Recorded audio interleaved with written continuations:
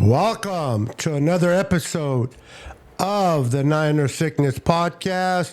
Two OGs talking 49er football. My regular co-host is not available today. He is sick, so please keep Peter Lucas in your prayers. He's fighting an infection. He will be with us next Tuesday, but tonight, in his replacement, we have our boy Brandon from Forever Faithful Podcast. What's up, Brandon? What's going on, Beto? How's it going tonight? It's going good, man. It's going good. We're going to talk 49er football. We're going to break down the matchups between the Niners and the Jaguars right after this. And yes, Christmas already.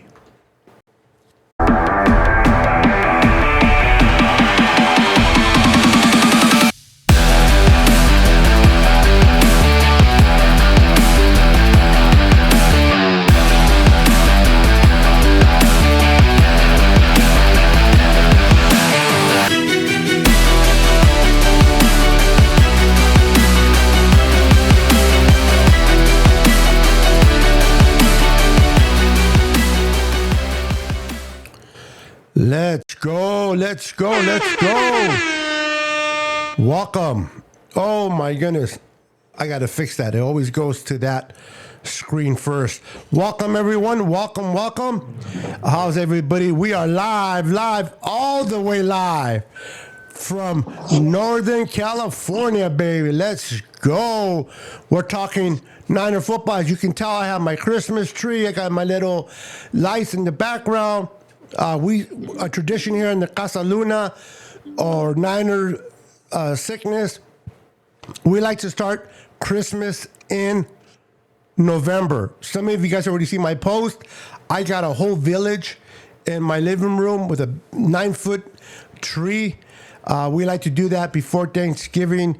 The wife and I like to start it early so that we can take advantage of 2 months. So why not bring it on with you guys?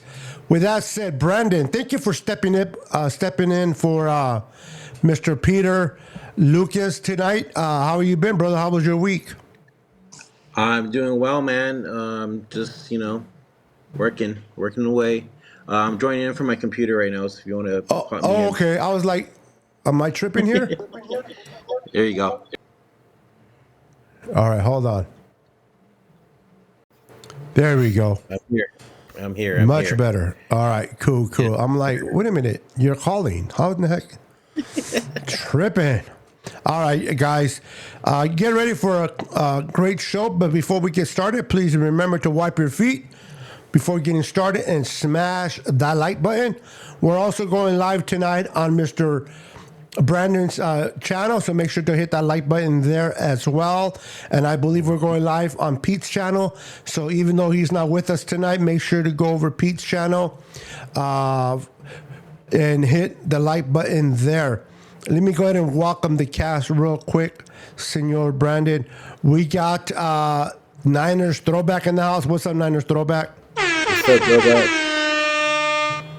We got Jimmy Perez in the house. What's up, Jimmy? We got Roberto Davis. Dang, Christmas already? Heck yeah. That means we're closer to a Super Bowl. If we don't screw it up, that is. Beto. Huh? Hey, for some reason, it's not showing up on my channel. It should. Is there, if there's a way to? Yeah, check? go on. The only way I can think is go real quick to Restream and see if it's in there. I can't do it from here once I'm in. Yeah, it's in here. It's just for some reason it's not. If it's there, it should be showing. That's weird. That is weird. Hold on, let me see. All right. So Christian McCarver is in the house. What's up, Christian? Good to see you, my friend. Beto, going with the Christmas music already. And we got to start the holidays early and get people excited. The bye week is over with. We're day 2 of the week of preparation for the Jaguars. Chase Young is now a new member of the San Francisco 49ers. Let's see if he will make a difference in our defense. Hopefully, they got their shit together throughout the bye week and figure this out. Let's see if Kyle and Steve Wilkes figure this out and get it going. We need a victory going into Jacksonville. Now, we match up with Jacksonville very well. I believe Jacksonville has the 13 overall offense with a third defensively. So I think we match pretty good with the Jaguars. How do you think we're going to do against the Jags, Brandon? Do you think the addition of Chase Young is going to change the course of this defense? Do you think it's going to bring some type of light or life, I should say, into this defense, in your opinion? Yeah, I think so. I think the addition of Chase Young is actually gonna boost up the defense for sure. I just saw the depth chart going to this week's game, and Chase Young is officially starting on the opposite side of Nick Bosa. So it's gonna be interesting to see for sure. I think everybody's gonna bounce back this weekend, especially because we got Debo back too, and I believe we got Trent Williams back as well. So I think we'll go back to our regular selves and start winning games again.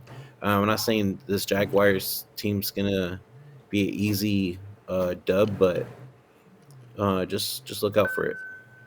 Yeah, the It's gonna Jaguars are be a good playing one. good football, bro. They're playing good football. This is not a walk in the park, to say the least. Any Niner fan that thinks it's going to be, based the way we played against the Bengals, the Cleveland Browns, and the Minnesota Vikings, losing 3 games in a row, for damn sure this game is not going to be easy. It's played in Jacksonville. One thing I don't like about the schedule, bro, and the NFL is that we have already faced 2 teams coming off their bye. We're going to face a third one later on with the Cardinals. And when we go on a bye, instead of having a little bit of a leverage playing a team that played the week before, nope. Guess who has a bye as well? The Jacksonville Jaguars, and they're playing at home. So, what's up with that? Why do you think the NFL has it for the Niners, bro? Um, it's I don't know. I don't really have an answer for that, dude. To be honest with you, Apparently not. I think it's just the way the game is. To be honest, I don't know. That's all good, bro. That's all good. We'll put Mr. McCaffrey up there to cheer you up. Still trying to figure out this stupid thing. So, I see it live, so I don't know what on you're tripping on. from mine, Yeah, well, at least your Facebook your is live. I don't know if your yeah, YouTube is. Facebook is, but not. It's weird. You have to let's see here. What's up? Daniel Cantu's in the house. What's up, brother? Good to see you, my friend. We got Valve in the house. What's up? What's up? Welcome to the show. So we're facing the Jacksonville Jaguars. Trevor Lawrence hasn't been playing great, but he's decent. He's an upcoming quarterback.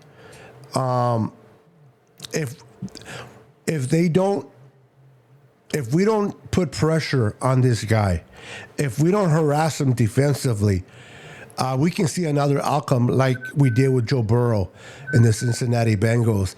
Now, the Jaguars don't have that great of a receiving corps, but they have decent receivers.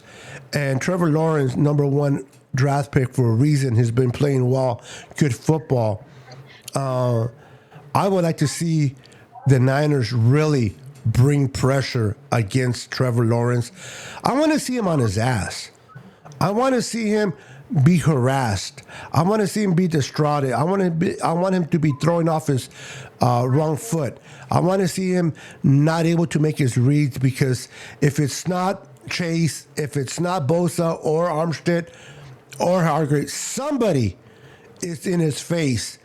Having that speed, people don't realize, Brandon, that we've been lacking, and the Niners, ever since D Ford had to retire because of injury, the Niners have not truly found that speed receiver they can complement in Nick Bosa.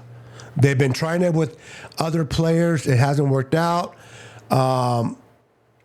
They was hoping that Drake Jackson will be the guy. I'm not saying he's not in the future, but he kind of gave us a false pretense in the beginning of the year, didn't he? Like 3 sacks right off the bat. We're like, oh crap. We're heading in for a great season of sacks. Jackson already has 3 in one game. And after that, nothing. So they tried Farrell in there. They brought Randy Gregory in, try to see if he can bring some pressure.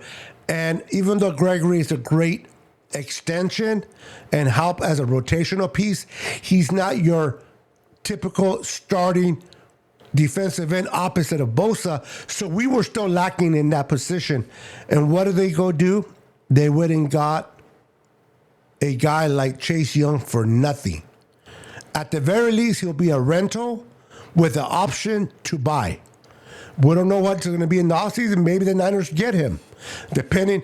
I think if Chase Young has a double-digit year in sacks, we might keep him and get rid of Brandon, but that's a whole different conversation. Keep that in mind, though. But if he doesn't get the sacks and he's just a rental for 1 year, what did we give up? We paid $500,000 for him, and we only gave up a third comp pick, not even the Niners' third pick, a comp pick, which is the bottom of all the thirds. So it's like a 95 to 100 spot for the Commanders. And if we do lose him in 2025, most likely we'll get that third round back as a comp. So great pickup. Do you think that Chase can finally be the one, that D Ford player that we've been missing? As you know, Hargrave kind of is replacing Buckner. Now you have more experience, Bosa. Armstead is who he is. Now with the addition of that extra speed and power opposite of Bosa, do you think this offensive line can kind of get back to somewhat what they were in 2019? Yeah, I think so. I think like with the addition of Chase, I think it's going to be more dominant, and especially because instead of double teaming Nick Bosa, now they have to worry about Chase Young on the other side. So that's going to be a plus for Bosa as well. So I'm excited to see this defensive line, dude, this weekend. To see how different it's going to be with Chase Young in there now. So it's going to be interesting to see. And then also too is I want to see if it's true that Kyle wants Steve on the field. So we'll see if that happens this weekend as well. Yeah, talking about Steve on the field, bro, I honestly, I don't think it matters. I think the whole thing, I want Steve Wilkes to be where he feels most comfortable. If he feels comfortable in the box, let him be. I don't think these players need a pat in the ass. They don't need this rah-rah guy. It's nice to have. It was fun. I think the whole rah-rah from D'Amico Ryans and Robert Saleh was more for the fans to enjoy the hype and everything. But I think as Niners, as players, these are professional players making a lot of money. Nick Bosa, it was said that when everybody went off to their hometown on the bye, Nick Bosa stayed behind at the facility. Why? Because he wanted to... Chase was there as well, and he wanted to bring Chase up to speed for the game that we're going to be facing against the Jaguars on Sunday. That was Bosa showing his maturity. A man like that doesn't need a rah-rah guy snapping on the ass telling him everything's going to be okay. So I'm okay with Wilkes being in the box or the field. It doesn't matter. All I want him is to make the proper adjustments. Trust your players. Trust the people you have at hand. I understand that Wilkes likes to bring in his format of how to defend. Rely more on the front four. Let him go hunt. Drop 7. Play zone. Play quarters. Get away from the man on man, and exposing the middle of the field. You play zone. You don't give up the big play. You give little chunks here and there. That's fine. This is why we have Warner and Greenlaw there. So I would like to see him play a little bit more zone, more quarters than we have been. But this is the trick. Against the Jaguars, they destroy defenses that play zone. They struggle with defenses that play man. So this will be a team that you would think that he will continue to play man to better defend Trevor Lawrence. What kind of formations and style of football do you think that Steve Wilkes should play this Sunday against this type of offense, in your opinion?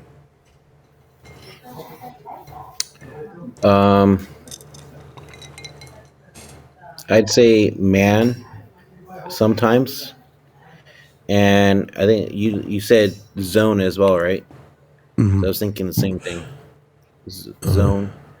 I think as long as we get pressure from the front 7 on Trevor Lawrence, our back end shouldn't be as what do you call it, worried Vulnerable? with the receivers.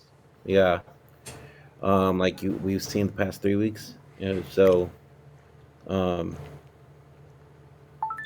that's what I hope happens. To be honest with you, because us not getting the pressure that we usually get from our front 7 is what's killing the backfield, with these wide open receivers and just them running all over us. You know what I mean? Yeah, So absolutely. No, I'm with you. I'm with you. I think the Niners definitely need to work on providing that pressure against Trevor Lawrence, get him off his game, throw him off, let him hear footsteps. I would like to see stunts, cross stunts being done by Bosa.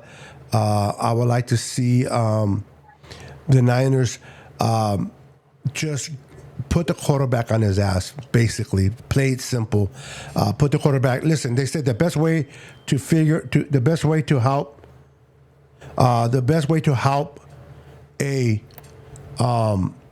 secondary, obviously, is to get a top flight corner they can cover and they can keep up with the receivers. But if you don't get that position filled, the next best thing is to put pressure on a quarterback, to put pressure on the quarterback and get him on his ass, make throws he doesn't want to throw, where we can easily take advantage of that and intercept the ball. So the Niners were trying to get a corner, and it sounded like they wanted the corner from the Bears. The Bears just sounded like they wanted too much for him. They couldn't get it to work, so they didn't get him. But they got the next best thing. They got Chase Young that is going to help to bring pressure. Like Brandon said earlier, if you can get to the quarterback, if you can put him in positions to make mistakes, that offensive line of the Jaguars isn't good. Now, because of that, he has been throwing the football much quicker and releasing it quicker than he normally does. That's something that we're going to try to figure out. But having speed on the outside is going to help out. Not only that, Brandon, but bringing Chase in, he's also going to help against the run, stopping the run. That's something that we have to do. We've been getting exposed the last 3 weeks against the run. We can't play our style of football if the Niners can't stop the run. They got to stop the run. And we're from there. With the addition of Chase, I think that will take place. Hopefully, that's what happens. You said the Debo's coming back. I don't think Trent Williams is a for sure thing yet. He still might miss. We'll find out more on Thursday, according to David Lombardi. Trent normally misses every Wednesday practice anyway, so we won't get a clear indication whether Trent will be ready to go or not until Thursday. But Debo is projected and heading in the right direction to playing, and we know how important Debo is to this offense. How much of that is going to help out Brock Purdy against the Jags, bro? I think it's gonna help out a lot, dude. Having Debo back in there in the lineup is gonna help for sure, especially with the plays calls for Debo. Um, it opens up the field a lot more too, because the past 3 weeks that it seemed like Purdy was just throwing to Brandon Ayuk a lot, and nobody really else besides George a little bit was getting the ball, and also CMC. So having Devo back in there, it's gonna help out the offense a lot more. Um, so it's not just one person to get the ball like we have seen. It's gonna be Debo a lot, or George Kittle, hopefully. So stuff like that, and then also going back on you saying about the corner dude for the trade. I heard that actually the corner from the Bears didn't want to get traded, and that's why the Bears ended up not trading him at all. And the stuff you heard about the whole um, they're about to get the deal done with him, it's all a lie. And this is coming from John Lynch. He was on KMBR like the next day and saying, "Oh yeah, that's not true at all. None of that happened."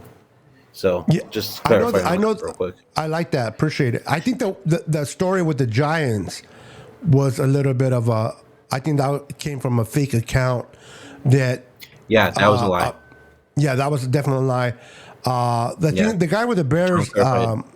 Yeah, yeah. I think the guy in the Bears they were pursuing. Like you said, maybe he didn't want to be traded, and you can't make him come. But I like Ward. I like Lenore. I think the area that we're very vulnerable in missing a player like Jimmy Ward is in the slot corner. K1 Williams was the greatest slot corner that I like. Hopefully, now that they open up a 3-week window for Womack, what's the other receiver, the rookie corner that we picked up? Can't think of his name right now. Luter. And we opened up the window for Beal Jr., that defensive end. Now, let me explain to people what a 3 window means. Means that within those 3 weeks, they can practice with the team, but they don't count against the 53-man roster. They don't have to be on the roster. They can practice.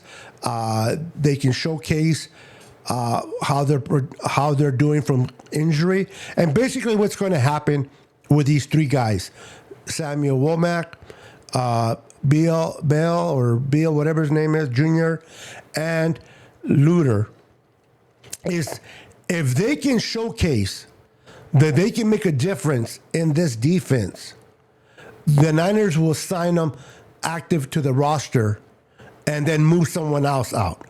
But if they don't practice great, if they don't make a difference in the practice field, then the Niners have the option to shut them down for the rest of the year.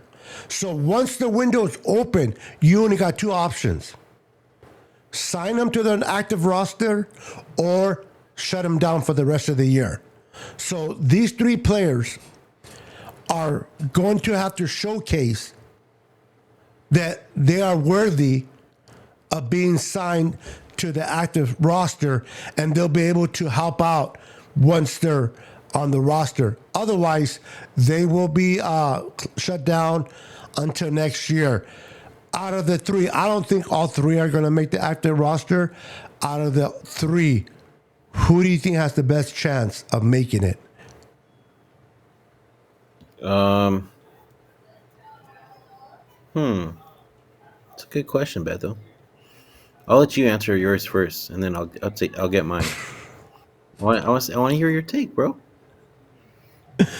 That's not the way it works, but we'll make it work, bro. We'll make it work. I'm Uh, sorry. I'm just it's, distracted with my damn channel not working.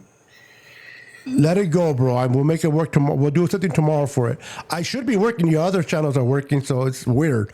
But Yeah, I know. let's just say Womack, because this will be his second year. He has a little bit more experience. He's played well in the slot. I can see him being activated. He has NFL experience. Luter is it's a rookie. It's hard to get rookies. We already know Kyle doesn't like to play rookies for one. Two, it's hard to play rookies when they have the whole off season and they're in training camp and they're and so forth and preseason games. Luter didn't do any of that because of the injury. So for him to get signed, I mean, he really has to impress in the practice in order for them to do that. I just don't see that. And Beal, even though he's a defensive end, he has speed on the outside, and we want him. I think he ran a 4.4, so he has excellent speed. But now that we added Chase Young, how many defensive ends can you have on the roster? So because of that, I think he'll get shut down as well.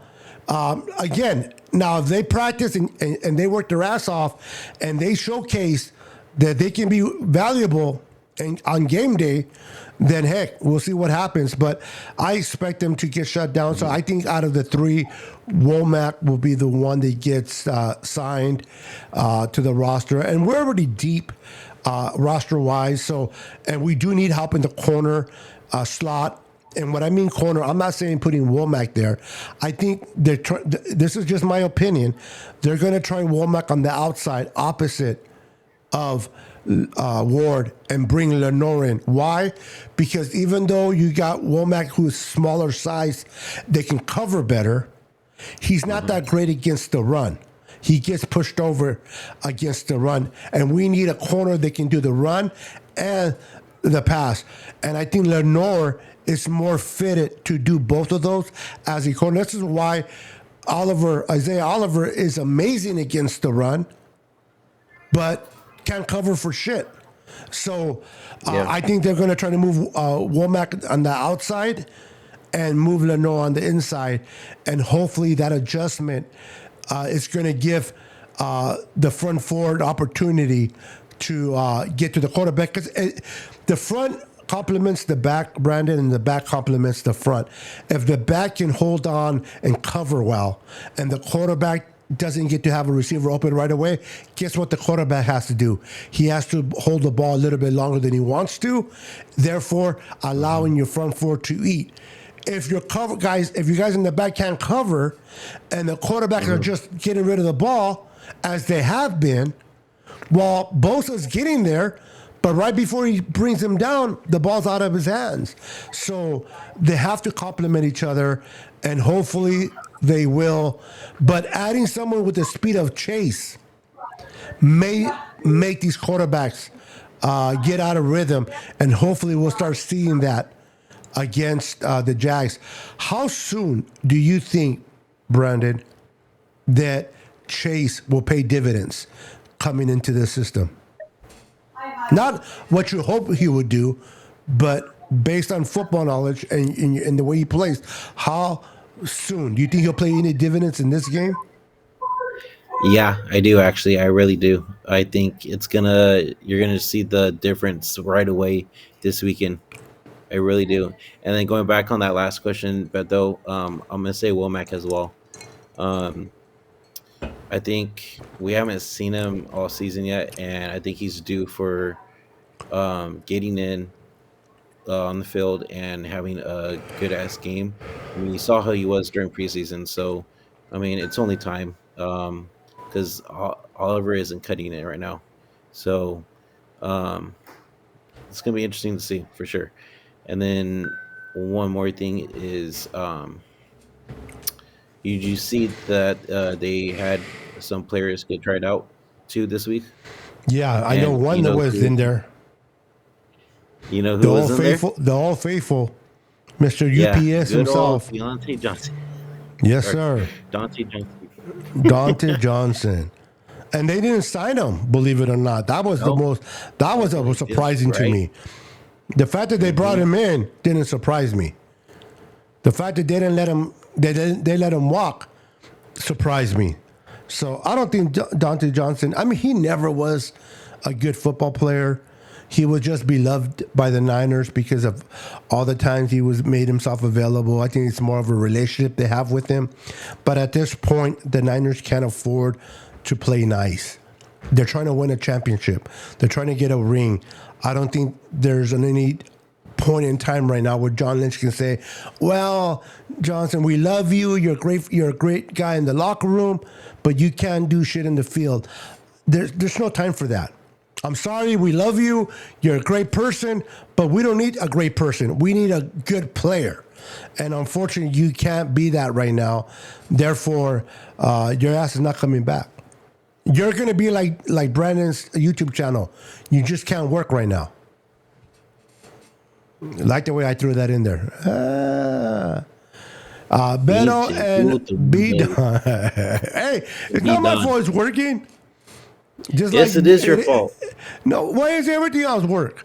But your stupid channel. And I didn't mean to say stupid, but it is stupid. But I didn't mean to say it. But you know what I mean. Stupid, not Twitter saying stupid. works. Facebook works. Twitch was working. Well, Twitch, I don't know if I put Twitch. I put Twitch. I added it on there and it was working fine. Now it's not working. See? How's that my fault? It's because I messed with it. That's why. Oh, you. Whatever. I think you're the one that messed with YouTube. No, it was working fine, dude. Oh, so it was working. Now it's not. You said for it some never reason worked. it didn't go live. I don't know why. That's weird. Pray for YouTube's Brandon. the only one. Pray for Brandon. His channel's not. His channel is not working, and I don't know what to do. Guys, what should we do? Hi, puppy. Hi, puppy. You want me to get you a puppy? Do you need a hug? No, I have one already. No. No. Do you need me to go on the field and rah you and then slap you on the ass? Nope. Okay. I'm divorcing you. Well, you can only divorce somebody you were married to, bro. You got me confused with someone else. Can you try to connect my channel on your end?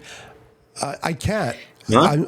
With Ecamm, if I make any changes through Ecamm, I have to shut it down. Why they do that like that, I don't know. Ecamm's weird. Once you go live, the only way to get off is if you get shot. Bebop says it right. Pobrecito. Pobrecito. Oh. Crying for little things. There's people dying in the Middle East, and this guy's worried about his YouTube channel. Chill. What'd you tell me? What'd you tell me earlier? I don't know. Probably a lie if I don't remember. What lie did I tell you? Nothing. Let's just continue on, Mule. Forget it. I don't know. Forget Now I'm about curious. What did I say? Type it in the chat, in the private chat. But I'm curious. But anyway, getting back to football. Listen, guys. It's a new season. It's the second half. We're 5-3. It is what it is. We struggled the last 3 games. The Niners been in situations like this before. Let's keep it real. I know each season is different. I know a lot of us are anxious for a Super Bowl win. We want to win. We want to win. We want the Super Bowl. We all want it. And I understand the frustration of coming so close and nothing. We've been in this position before. It's not a great position. Well, actually, this year, even though we lost 3 in a row, we are in a better position than we were 2 years ago and last year. 2 years ago, what were we, Brandon? 2-4? Can't hear you. I'm on mute. Sorry. We're 3-3. That was last year, 3-5. And the Yeah, year 3 and before, I 5. think it was 2-4. My point being, I spoke this on my channel yesterday or the day before. I don't remember when I went live, but I said this: everything's about perspective. If the Niners would have started the season 0-3, if they would have lost their first 3 games, right? We'll be devastated. Oh my God, what's happening? The world's falling. The world's falling apart. What's going on? And then, let's say we would have won 5 games straight. And at the half, which is the bye, we would have been 5-3. People will be more happy with the 5-3 and fired up, ready to go because we started 0-3, right? But because we started 5-0 and we lost the last 3 games, now everybody's ready to give up on Kyle, John Lynch, their mothers, their dogs. They're ready to give up on everybody. And I'm like, be patient. Be patient. I always screw it up. How does it go?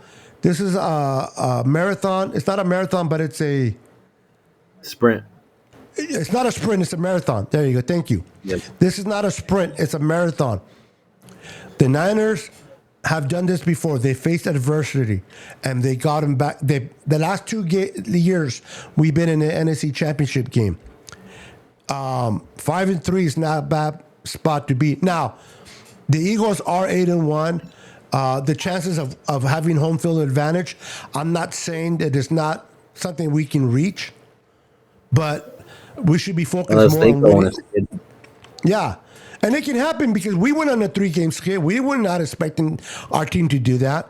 And I just want to clarify this, Brandon, and I want to get your input as well. The whole shit about Brock Purdy playing like crap is so full of nonsense, bro. There's so many holes in that statement. I understand Brock Purdy has made some crucial mistakes. He needs to clear that up. He needs to fix that. You can't turn the ball over. Nobody's arguing that. But you know that out of those 3 games that he played, you know which, if I tell you which was his best game, do you know which one it was? The one against the Browns, Minnesota, or the Bengals? Which do you think was his best game of those 3 games? The 3 that we lost, right? Of the 3 I'd losses, say, what was his best game? He had 2, but the best one. I'd say which one was the one that he had like 365 yards? Was that the Bengals game or was that the one before? Yeah. No, that was the Bengals. Yeah, Bengals for sure. You're right. Not because of the 365 yards, but you're right. That is also a big part of it too. I'm not trying to take that away from Purdy, but if you watch and you break the film, which I love to do, I like to break the film down. If you look at the film and you break it down, you see a lot of plays made by Brock Purdy that were incredible. Incredible throws. He threaded the needle. He got it to the receiver in between defenders. He made such great throws. But unfortunately, it has been overlooked because of the mistakes he made late in the game. Turnovers will always supersede the good throws he made all game, right? It's like you can do 10 things right, but that one screw up will define you at that moment for what it is. It's unfortunately, but it's the truth. He had a great game against the Vikings and a better game against the Bengals. The one that I can say he had a bad game, really bad, was against the Browns, but yet, Brandon, he was able to maneuver his team, get him down the field to win the game by a field goal, 41 yards. It's not like he was kicking 65, 70 yards, 41. If the rookie would have made it, we would have had that game won. So, and that was his worst game. Now, the whole Minnesota, we could talk about the dumb call from Steve Wilkes right before the half, calling an all blitz. But I'm going to defend Wilkes a little bit, even though he made a bad call. 10 times out of 10, that call should have never been made on 10 when you have 13 seconds to go right into the half. You don't call an all blitz. You play cover zone.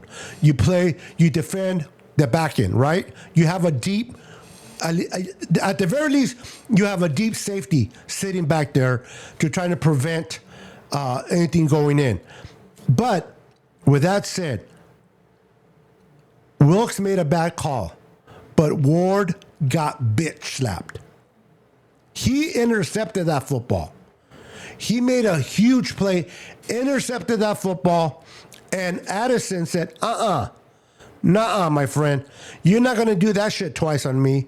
One was on you. Now I'm going to return the favor, and went and took the damn ball from him. But because we didn't have a deep safety in coverage, he was able to go 60 yards for a touchdown, and that was still the mistake of Wilkes making that call right there and then. But it was Ward being, bitch slapped. I'm sorry, I can't. There's no other way I can put it. So I put the blame on both of them, because if that play would have been made by Ward, none of us would be talking about about that call. None of us. Still a shitty call. Still a call that shouldn't be called, but we would have been talking about it. It would have been emphasized. Why?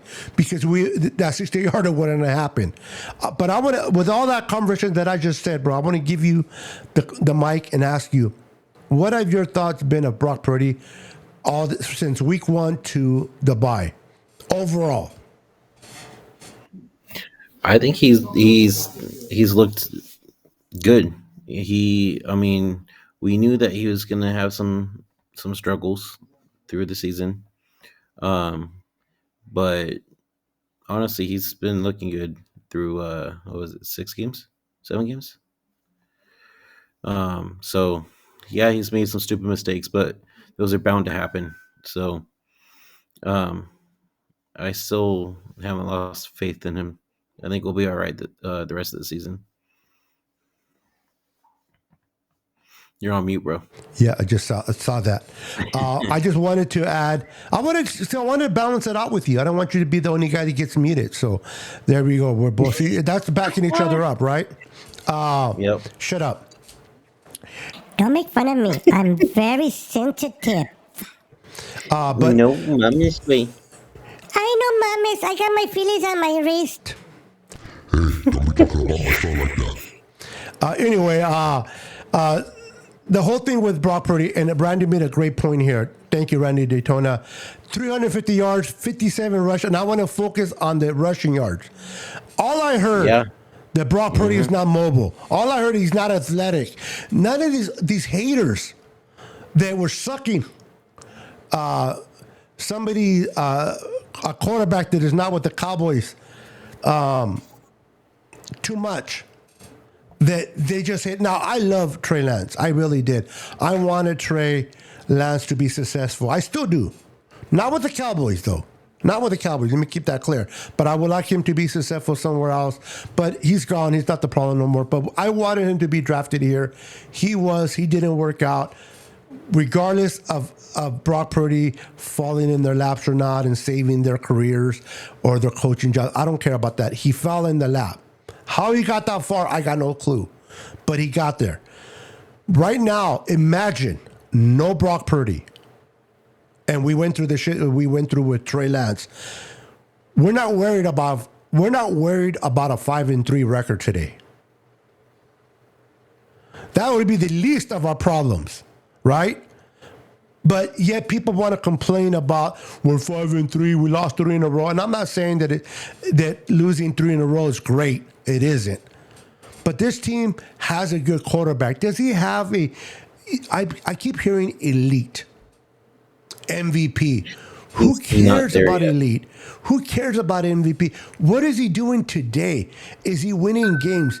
In the beginning of the season and last year, since Brock Purdy came on, he's never lost a game. Besides the Philadelphia Eagles, but he didn't finish that game. That's what we were always saying. People were telling me, I want him to face adversity. I want him to lose some games so that he can get that out of his system, learn from it. Exactly. So when we go into the playoffs or the Super Bowl, it doesn't happen there. This is a Niner fan saying this, right? He lost 3 games in a row. Now the same people are saying he's no good. He's trash. It's like, what do you guys want? You want him to lose games so he can kind of get that out of the way, and then you're pissed off when he loses the games. It's like you're bipolar. Stop it. Stop it. Uh, He, That's he's that's that's our fan base, bro. They're never happy. no, they're never happy. Brock Purdy is leading a lot of categories with the Mahomes Yeah, and the Josh he is. Allens. He is, yeah, exactly. Now, I'm not going to compare them to Josh Allen and Mahomes, but he doesn't need to be compared. The only people that compare him to those guys are the fan base. Is he good or not good for this team under this system? That's all that should matter. It doesn't matter if he can play with the Cowboys and be better. It doesn't matter if he's not with, if you take him out of Kyle's system, can he? Who gives a rat's ass whether he can perform or not perform in another system? He's not over there. He's here. He's producing. He's playing good football with this team. He lost Debo. We're getting Debo back. Hopefully, we can get back on our winning trajectory and get back and scoring more than 17 points. The minute that we hit past 17 points against the Jags, I'm going to be fired up because that 17 number, I'm pissed off about it. I can't stand 17. Yeah, same. And then also, all too, 30s. Another thing too is they're also saying, "Oh, he doesn't know how to come from behind." Da da da da. And then people are saying he's a system quarterback. All this stuff, and I'm just like, dude, he's been playing good football. So let me ask you a question, Brandon. Every coach from every NFL team, do they have a system that they go by with their team? Yeah, So define to me what a system quarterback is. Isn't all the quarterbacks, including Mahomes, including Joe Burrow, aren't they system quarterbacks too? They're playing within the system, right? I would say so. I would say so So because who knows? Who knows how they would be on a different team? Yeah, but my point is, they're playing a system that was designed for them. Now, some of them can do a little bit more. They can improvise. And people don't realize 57 yards rushing by a quarterback like Brock, what do you call that? Improvising. Making plays with his legs when they break down. Keeping lives. He gets out of those collapsed pockets. Yeah, when he should be sacked and he runs for a first down. He is doing what it takes to move the ball, move the chains. Now, has he made some crucial mistakes? Yes. Has he thrown some? But Patrick Mahomes has more interceptions than Brock. Josh Allen has more. Mahomes lost against Denver, bro. To a team that gave up 70 points to the Dolphins. And we know the Dolphins are not even a good team. Yet, guess how many touchdowns Mahomes had in that game against the Broncos? Zero. Now, is everybody ready to fire Mahomes? No. And if they are, they're stupid. It's crazy, dude. Yeah, I'm telling you, bro. Kyle Shanahan doesn't win a Super Bowl yet. I'm not saying that people can't criticize him. I'm not saying that he's unapproachable. He's very approachable. You can't criticize him. There's some things that Kyle does that pisses me off and pisses a lot of people off. But you can't sit there and tell me just because he hasn't won a Super Bowl yet, he's not a great coach. He's hell of a coach. It will be great to add to that resume by winning Super Bowls. Andy Reid, I know, and I'm not going to mention Dion. I love my boy Dion. He says he's not patient. He doesn't want to go the Andy Reid route where it took him 20 years to win a Super Bowl. But that's reality. That's reality. Everything doesn't go through a drive-through. Everything's not microwavable through the microwave. Sometimes you got to cultivate it. You got to work on it. You got to keep knocking on the door so that eventually the door might be open. And I love my boy Dion. But luck is definitely part of football. Ain't nobody gonna tell me otherwise. You know that play where Fred Warner knocked the ball out of the player and it rolled and it hit somebody's leg and it just, I think it hit Lenore's leg, and it stayed in bounds, and then one of our defenders caught it. It's a football that is not round, okay, first and foremost. What are the odds of it hitting Lenore and staying in bounds? If that's not luck, I don't know what is. The play by Fred Warner was skill play. Knocking it out, that was a great play but everything else after that was pure freaking luck. The play that just happened with the Browns, where the ball was intended for Cooper, it hit a defender, deflected it bounced up further. Cooper ran around into the end zone and caught it again for a touchdown. That wasn't even meant to be a touchdown. What do you call that? You think that was brought up in the game plan? Well, when the defender of the team we're playing deflects it, you go around and recatch it. That is pure luck. My point being is this. You got to not only be skilled at what you do, very good coaches, very good players, but you also need luck to get to the Super Bowl. If freaking Tart doesn't drop the ball, nobody was around him. Nobody. We win that game. I know we do. Whether we win the Super Bowl, I don't know. But we win that game. And I think the way how bad Cincinnati was hurting offensively, I think we would have won that game. But one bad play, that's luck. Good luck for the Rams, bad luck for us. There's a lot of luck involved. That 70-yarder to Tyreek Hill that we gave up in the Super Bowl. I don't know about you, Brandon, but to me, that was a point of no return. That's when everything changed. And you can feel the momentum change to the Chiefs on that 70-yard pass. It's like the whole air and life got sucked out of the Niners, and we went up losing that game. Now, we want to blame it on Jimmy that he overthrew Sanders. So be it. But it was the defense that gave up those yards that should have shut down. We were doing it all freaking game. So my point is this. You do need luck.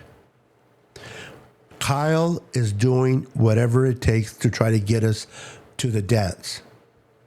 Okay? Yes. But sometimes the pretty girl has to ask the ugly guy out. That takes luck. If we get to the dance, we just might make the Super Bowl, and we might just win the Super Bowl. But at least if you get near the dance floor, you have an opportunity to be asked to dance. If you're nowhere near inside the building, and you're outside looking in, meaning you're not in the playoffs, guess what? No chance of winning the Super Bowl. So my point is this. Yeah. Kyle is good. We got a great roster. We got to remain faithful. We're 5-3. We go and beat the Jaguars, handle our business, get back into the winning ways. We're 6-3. Let's start building off of that.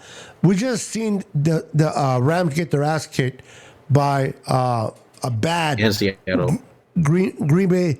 And Seattle got killed by a good Ravens team.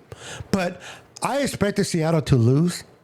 I did not expect them to get abused the way they did. 3 points? Yeah, bro. 3 points? That's it? Crazy.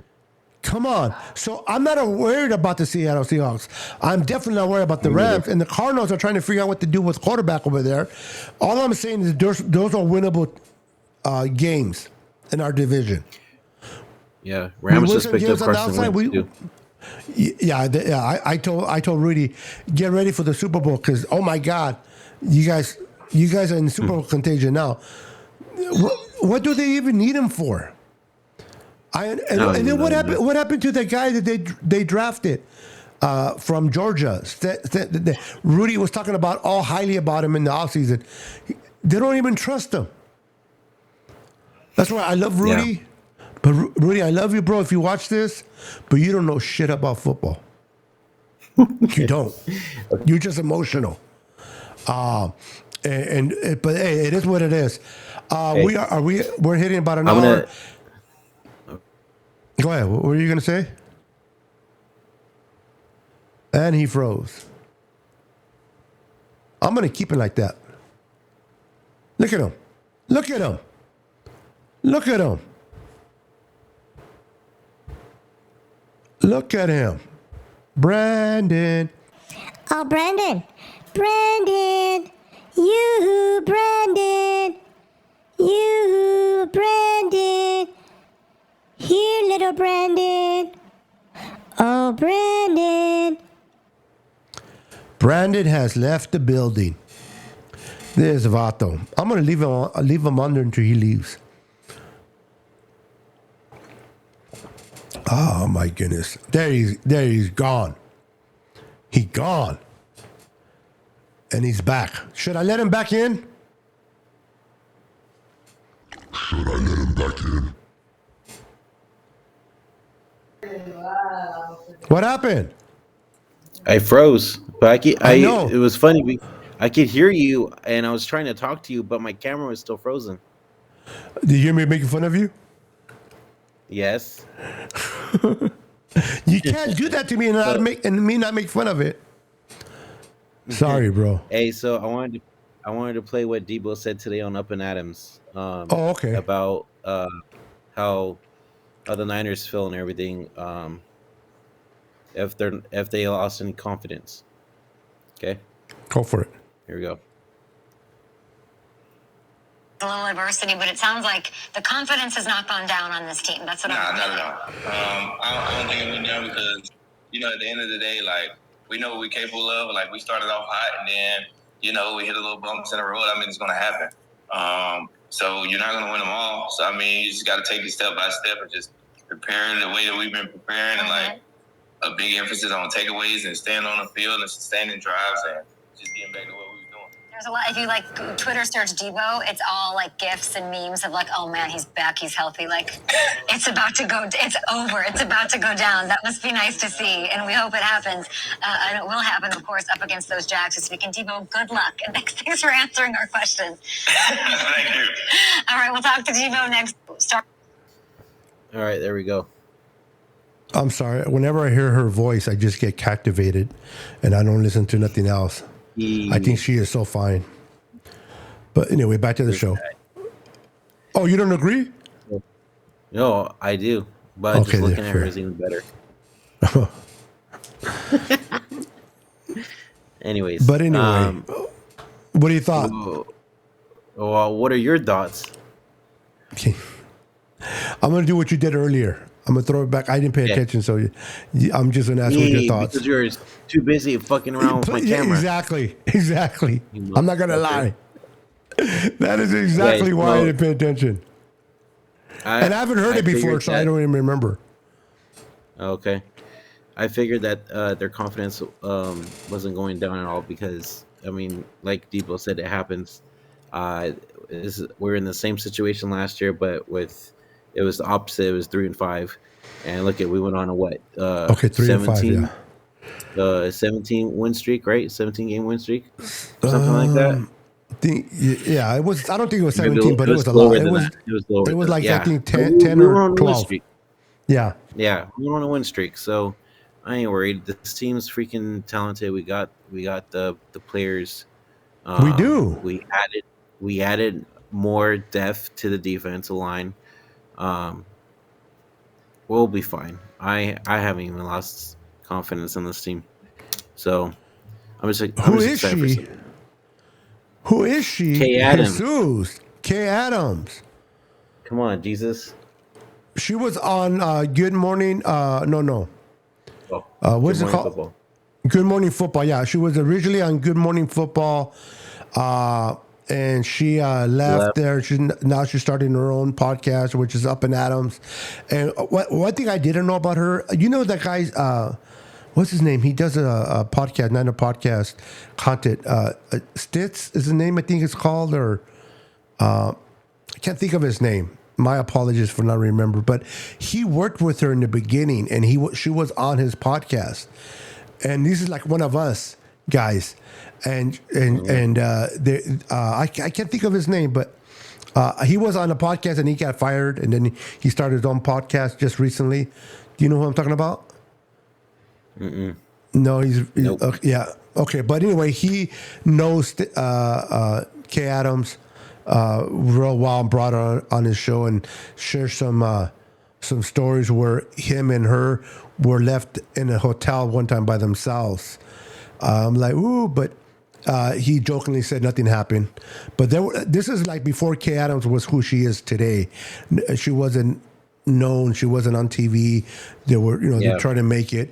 But it's pretty cool when you hear stories like that. But do you have a picture of her?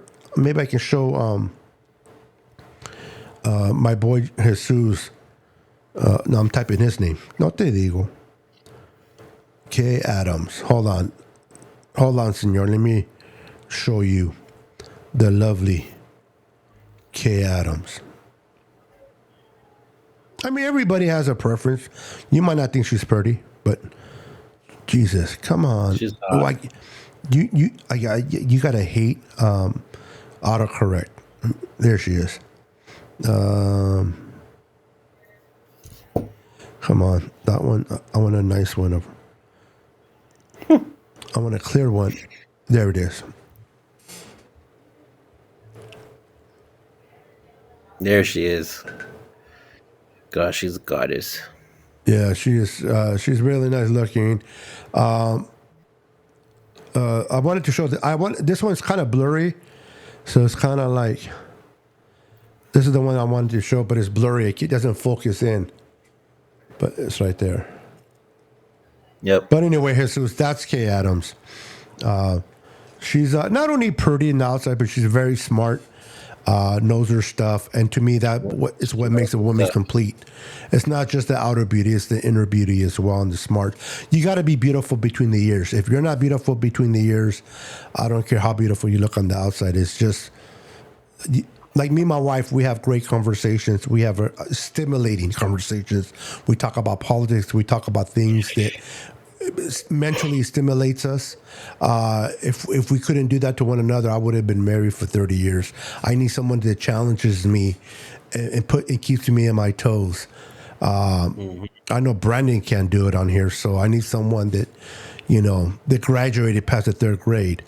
Okay. Just kidding. I'm kidding. All right, motherfucker. Pinche puto way. You're dying over there, motherfucker. I love Brandon. You notice with Brandon, even though he doesn't show it, the more he cusses, the more he pissed off he is. He doesn't try to show you he's pissed off. See, look at him. The more he's pissed, because he doesn't want to show that he's mad, but the more he cusses, even though he does it friendly, he's pissed. But that's my boy Brandon. Is she from California? That's a good question. She's in New York now. I don't know if she's originally from California. I think she's pretty. I'm not like one of those guys that like know everything about her, like where she went to school and what's her favorite color. That's lying. Yeah, you are. No, I'm not. Seriously, the only one I have eyes for is my wife. I know everything. My wife is the only beauty. Hey, I do kiss her ass. It's a nice ass to kiss, but that's besides the point. All right, going back to the game. What's up, J.R. Meadows? He says Chase Young will have 2 sacks and a pick six. Whoa, bro! Pick six or strip sack. To me, a strip sack sounds a little bit more doable. Listen, I love Chase Young, but and I respect JR. I know you're saying this because you're feeling confident. You want us to win, but let's tether down our expectations a little bit. That's a little bit too much to put on Chase Young for game one. If he doesn't, the 2 sacks maybe, but the pick six, that's a little, I hope we don't judge him by that. If he doesn't commit a pick six, he's no good. But I love your spirit, bro. I love your spirit. Solo tú, mi amor, solo tú. Ramon Clark, how you doing, sir? Welcome. What's up, brother? Hey, so going to this game, who's your X factors? Real quick, read that statement for me that Randy just put there. Y solamente tú. Mira, no es pendejo, si sabe. Sí, tiene brains. Habla español, mijo. He's not stupid. He just looks like one, but he's pretty smart. I'm friends with the stupid over there next to me. Hey, don't be talking about your family like that, bro. That's not right. I'm talking to you. You're talking about me. Este stupid. Just call me Senor Niner Sickness Stupid. All right, guys. You guys are not watching. Anyway, we're about an hour. We're as you can tell, we're above an hour because we're already acting stupid on the show. So we're not gonna put you guys through that. So normally every Tuesday at 6:30, it's myself and Peter Lucas. We come on here. We bring guests. Today, our boy Brandon was going to be our guest, but unfortunately, Peter's not feeling well. He thought he was going to be better by today. He's still recovering from his illness. Keep him in your prayers. Send good vibes towards him.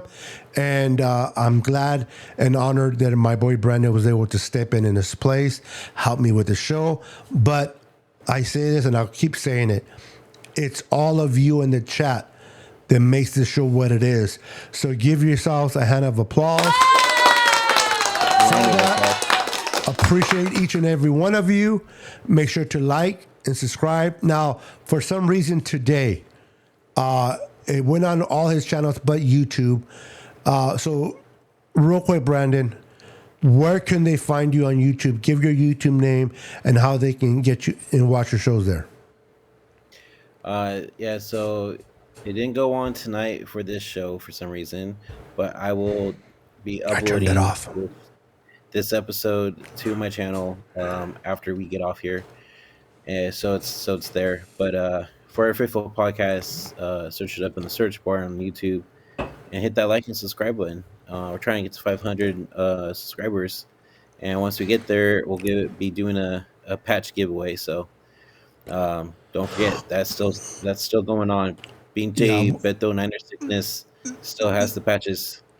Yeah, let's get them to 500 and we'll figure out what the price will be. Probably might be even better than a patch. So, you know, the whole point. Let's be honest. Everybody wants to win a free item, and you will. But the whole point of support is supporting Brandon and what he's doing, and he's bringing you Niner content. He's bringing you updates, keeping you informed with your team.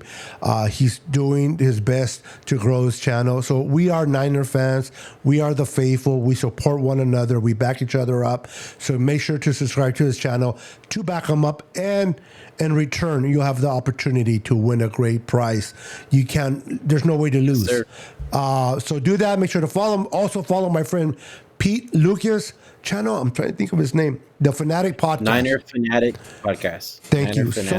I talked to so many people, I always get confused. But Niner Fanatic Podcast, correct. Make sure to follow him as well. Like and subscribe to his channel.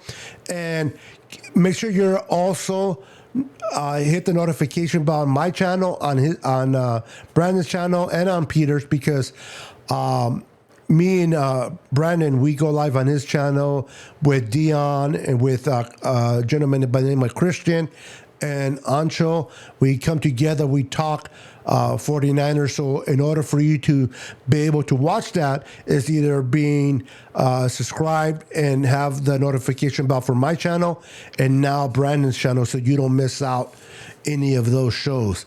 Until then, thank you for joining with us. Thank you for hanging out with us. Let's go Niners. Let's get back on the winning track. Let's kick the shit out of Trevor Lawrence and the Jacksonville Jaguars. Let's get that 6th win and go forward. Until then, we are out of here. Go Niners. Peace. And happy holidays. 10, 9, 8, 7, 6, 5, 4, 3, 2, 1, 0.